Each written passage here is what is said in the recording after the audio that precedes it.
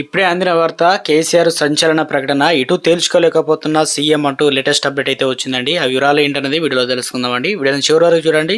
Complete information అయితే అర్థమవుతుందండి. మీలో ఇంకెవరైనా సరే మన ఛానల్ సబ్స్క్రైబ్ చేయకుండా చూస్తున్నట్లయితే వెంటనే మన ఛానల్ సబ్స్క్రైబ్ చేసుకోండి. ప్రభుత్వం నుంచి వచ్చేటువంటి లేటెస్ట్ అప్డేట్ అందరికంటే ముందుగానే అందించడం జరుగుతుంది.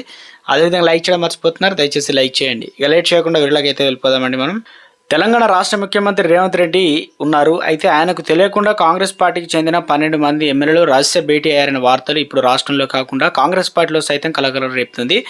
అయితే సీఎం రేవంత్ రెడ్డిని ముఖ్యమంత్రి కుర్చీలో నుంచి దించే ప్లాన్ భాగంగా వీరంతా సమావేశమయ్యారనే దానిపై ఇప్పుడు రాష్ట్ర వ్యాప్తంగా చర్చనీయాంశంగా మారింది.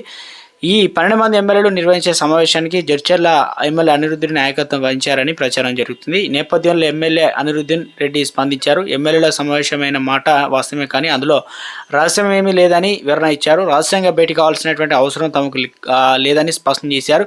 ఈ మేరకు ఆదివారం మీడియాలో సంస్థ ఎమ్మెల్యే మాట్లాడుతూ తన వ్యక్తిగతంగా తప్పుగా చూపిస్తే ఊరుకోబోని చెప్పేసి హెచ్చరించారు.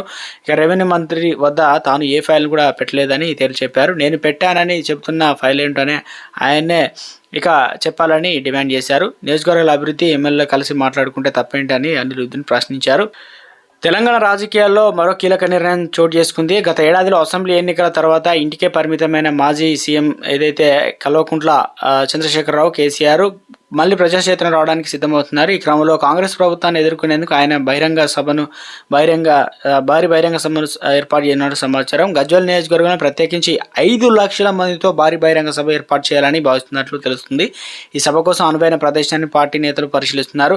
టీఆర్ఎస్ భారీ కదలికలతో మళ్లీ ప్రజల దృష్టిని ఆకర్షించేందుకు సిద్ధమవుతుంది.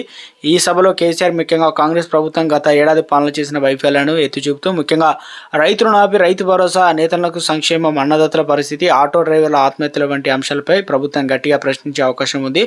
తెలంగాణలో రాజకీయ వేడి మళ్లీ పెరగనుంది. గతంలో తన ప్రసంగాలతో ప్రజలను ఆకట్టుకున్న కేసీఆర్ ఇప్పుడు కూడా అదే తీరులో కాంగ్రెస్ ప్రభుత్వాన్ని గట్టిగా విమర్శించనున్నారని విశ్లేషకులు అభిప్రాయపడుతున్నారు. ఈ సభలో తెలంగాణ రాజకీయాల్లో కీలక మలుపు మారే అవకాశం అయితే ఉందంటున్నారు. ఇక సీఎం రేవంత్ రెడ్డి ఎట్టి నిర్ణయం తీసుకుంటారు ఏందనేది రాజకీయంగా హాట్ టాపిక్గా మారింది అంటున్నారు. త్వరలోనే స్థానిక సంస్థల ఎన్నికలు కూడా రాబోతున్నాయట.